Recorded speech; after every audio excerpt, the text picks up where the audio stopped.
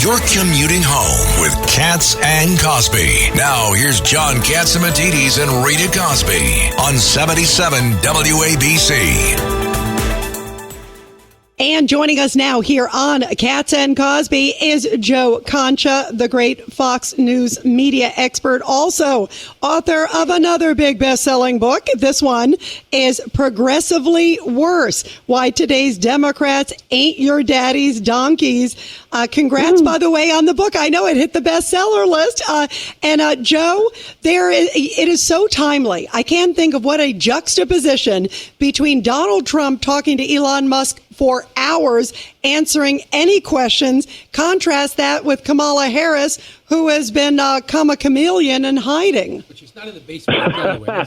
Yeah, I don't think Kamala Harris has answered even 2 minutes of questions. And Donald Trump, in one interview with Elon Musk, was there for more than 2 hours. And it's just remarkable that we have a media, Craig, Rita, where here we have Kamala Harris. It's been 24 days since she essentially became the Democratic nominee, and she has not taken one question of substance. And when she was asked, hey, when are you going to do a press conference? When are you going to do an interview? She said, well, maybe I'll schedule one by the end of the month, which at last check is something like 18 more days, which means she'll probably won't do anything until after Labor Day and after early voting starts. Isn't this amazing? This candidate who didn't get one vote when she ran for president in 2020 and one vote as a Democratic nominee in 2024 hasn't taken one question, and it will be probably something like 6 weeks before she does that once, and we have a media saying, it's a great strategy. Keep going, girl. Slay. Ugh. You know what, Joe? The problem, I think, is that if she says anything, she can't help herself. I mean, look at all the things that she said as vice president. It was nothing that helped her. And I think she feels like when Joe was running, they put him in the basement in Delaware. The less he says, the better. She's just going to hide until the election and not say anything. And that's a problem.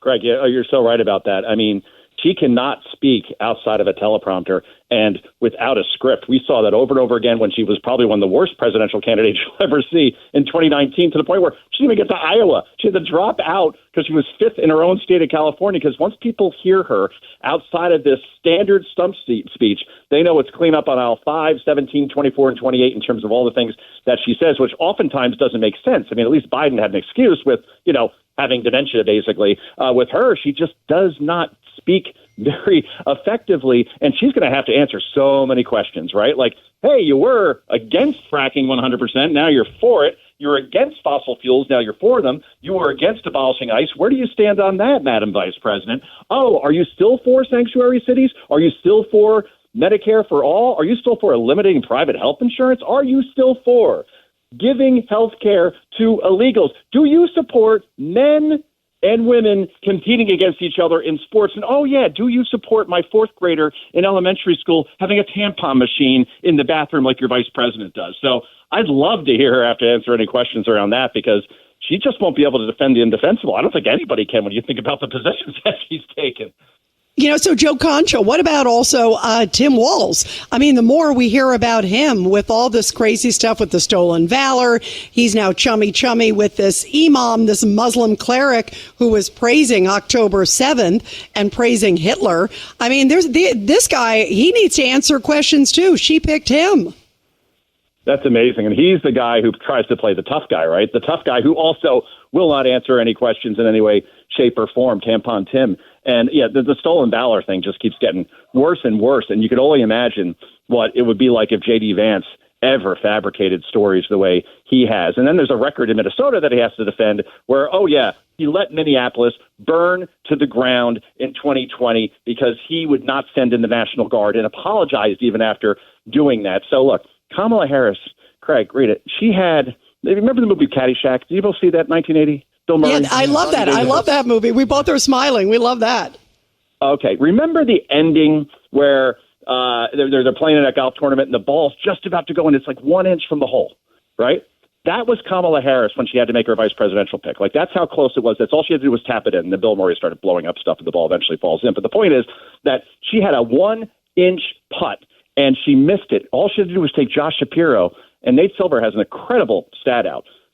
whoever wins Pennsylvania has a 95% chance of winning the election. And she could have taken a governor who has a 65% approval rating in basically a 50-50 state. Instead, she goes with Tim Walz, a complete clown, where they're playing defense, everything when it comes to stolen valor, his record. He doesn't deliver a state anyway because Minnesota hasn't gone red since, 1972? I mean, what are we talking here? 44 years, 54 years? I can't even do the math on this anymore. You get the point that she has made one major decision as a Democratic nominee, and all it was supposed to be was to take a Mark Kelly or a Josh Shapiro, and she'd be in a much better position than she is now. And I'm not saying she isn't gaining in polls, but I think it's all artificial. I think it's political gravity because the old man's out.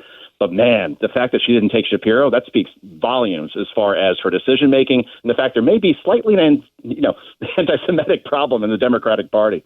And here's Craig Eaton. Joe, it's even more insulting that very same day she holds a rally in Pennsylvania. Philadelphia. That's right. The day she announces who it is. In the state where she just insulted the governor. I mean, it doesn't make any sense. But she doesn't make any sense politically, in my opinion, anyway. So.